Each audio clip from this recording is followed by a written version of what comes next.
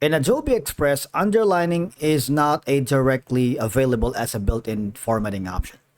But of course, you can create an underline effect by using workarounds. So once you are logged into your account, I want you to click the project or the design that you're working.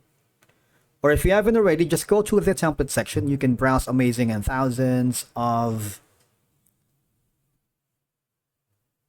templates or designs that you can begin your work. Or if you want to upload your own content, just click this button. In my case, I'm going to start with this specific elements right here. I have a photo, text, and of course, I'm going to add a video so you guys can see how we can underline it. All right. Go to media, wait for it a little bit. Takes a little while to load. Let's say, for example, we're going to choose this snow-covered mountain. Now for text, all we're gonna do is highlight the text right here, and there should be an option here that says underline. You see that? It's in white, so we might want to choose a different color so you guys can see it. We're going to choose a black, and for the outline, it's gonna be like, say for example, green. You see that? This is gonna be the underline. All right, so that's one of the easiest way for you to underline a text. However, if you want to underline an image or a video like this one right here, we might want to go for the manual workaround using a line shape. So go to the element section on the left side panel of your dashboard, go to the shapes, all right, and go to the lines.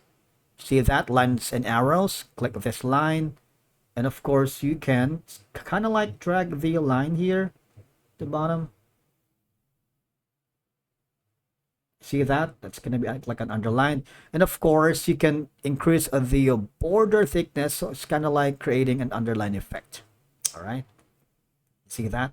The same goes with the video. If you're playing with that, if you want to underline, go to the element section. All right. And maybe type in, go to all, type in line if you have.